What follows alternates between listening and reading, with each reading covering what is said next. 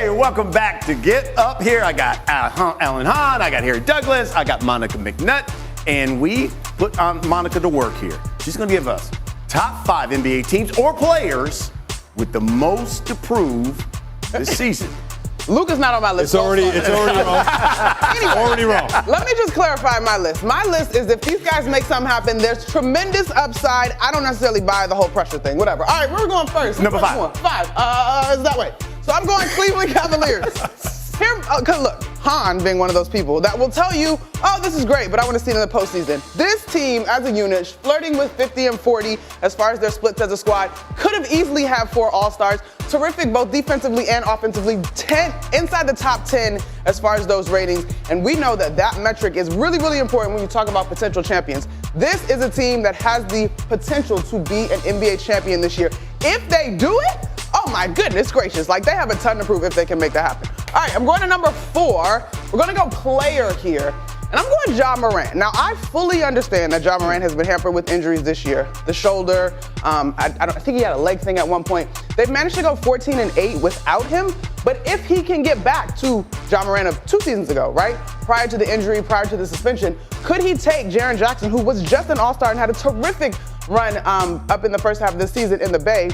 Could he take them to the next level? This team plays fast, the fastest pace in the league. They're also defending at a really high clip. Could he get back to what he was? Y'all reacting now? Yeah. So I really like this Ja Morant one, especially right now when you look at the Memphis Grizzlies. They're 2 seed in the West. Yep. You got to watch out and be careful, though, because you have the Rockets, the Lakers, and the Nuggets that are right behind you. I love the way Desmond Bane, another guy has just played in January and February. Jaren Jackson Jr., we know he's a beast. So I really like this Memphis Grizzlies team. Ja Morant only played 9 games last year, but he came back on a tear. That's why the Memphis Grizzlies are the 2 seed. Come on, Monica, you know I do this. I do this, girl. Jonathan Taylor, Jenkins, Jalen Wells having a great rookie season. Can we break up the love fest here? By the way to go out on a limb on the Cavaliers here with the season that they've had. And you consider the fact that they haven't gotten out of the first round in the last couple of years. They got a lot to prove. You're absolutely right. And the first thing they got to do is win a playoff series. I'm sorry, run that last part back. You said what? They have a lot to prove. All right, that's the point of the list. You went out on a limb on that. Moving on. Number 3, I'm going Ant Edwards. Because look, y'all,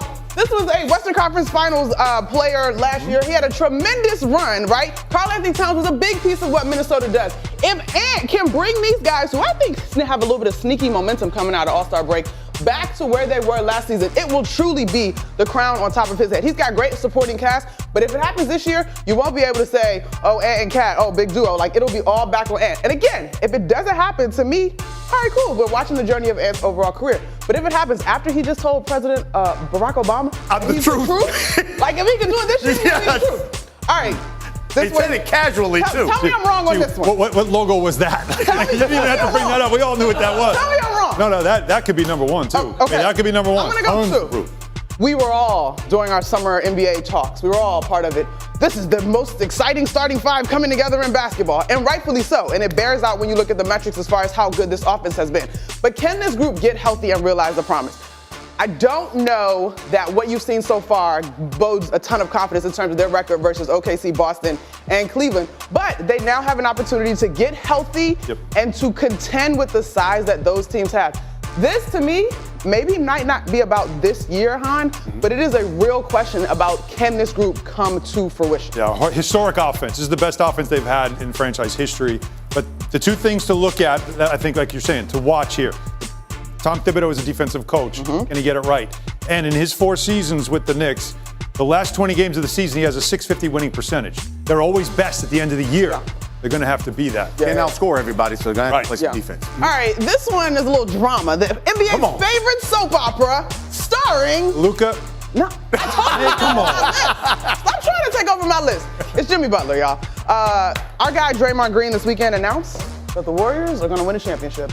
This guy will have a lot to do with it. I think just because of the way that the trade request has played out, and because the Warrior organization has been honest and vocal about wanting to maximize Steph. I had a game there earlier, earlier this season, had a chance to talk with some of their staff. They're like, we saw what Steph did in the Olympics. If we can get the pieces around him operating and functioning at a high level and with confidence, they have hope. And I honestly can't blame them because we all know who Steph is.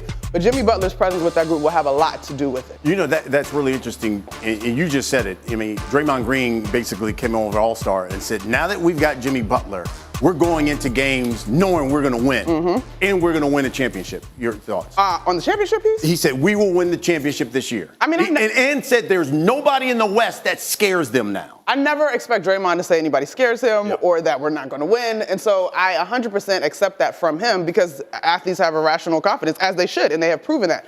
To me, when I look at that roster, I'm still concerned about the size. I do still have some questions about durability at this point in those guys' career, but I do think Steve Kerr knows exactly how to manage them. They are honest, and they know when to truly be flipping a switch. Yeah, they shouldn't be afraid, but there are teams that they don't match up well with, and the size factor is one of them. But you always get the Jimmy bump. When you trade for him, that's what you get. A lot of guys around the league have talked about this. When Jimmy Butler, when you first get him, you get a bump because he is going to be not only be on his best behavior, he's going to be motivated. He has a lot to prove to Heat and Heat culture and Pat Riley especially. So he's going to have a little bit of that extra motivation, and a motivated Jimmy Butler is one of the best players in the league. We've all seen it. Petty Jimmy, we love it. That's what you get right now, and that's why if you're Draymond Green, it's the right thing to say. Win a championship this year. Because after this year, then Jimmy starts to find the coffee shop, then he starts to get a little more comfortable. That big face coffee, he's right? no longer really as motivated. So locked in Jimmy right now is your best opportunity. So what I do like about this move for the Golden State Warriors, Jimmy Butler, the ability to play off 2 feet, which is a lost art in basketball, period, at whatever level that you may think of. Getting to the free throw line, averaging 10 free throws in the 4 games. Steph Curry averaging 31 points per game in those 4 games. The spacing is different, and when Steph goes to the bench, you have a guy that can get you buckets. So is the window still open for Steph Curry to win the championship? The internet remembers me saying the window was closed, and then they won the championship that year, so I'm not going to say it. What do you think? Oh, yeah. No, a little bit. Like I said, you get the bump with Jimmy. This is time right now. What do you think for Steph? The window's going to always be open with Steph. I don't think they're going to win the championship this season. Not this year. It's all about matchups. And when you have a guy like Nikola Jokic, how are they going to match up with Nikola Jokic? I will also say in our Lewis. Harry done become an wanna be NBA the second or expert. what? You know what I mean? You know I'm jealous. Get in. Over here. You hear me in the back of the What you got? They gonna win it? I got no. I'm just tripping on my boy Harry over here just talking about stats and stuff. I'm like, Harry, when you been studying all this NBA stuff? I do this. I thought you were supposed to be watching pro football. That's what I do, man. It don't matter if it can be baseball, it can be basketball, damn it can be hockey. No. It don't matter. I'm coming.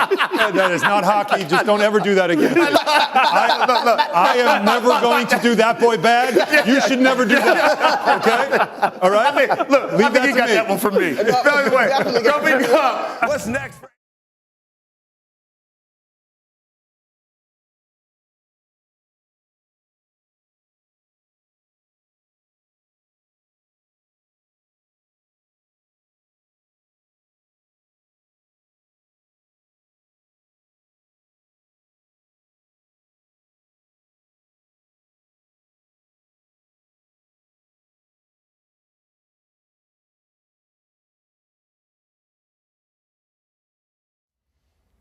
How's it going, everybody? Villa Sports Network here. Just want to thank you guys for your support on the channel. Thank you guys for watching the video. Hope y'all enjoyed it.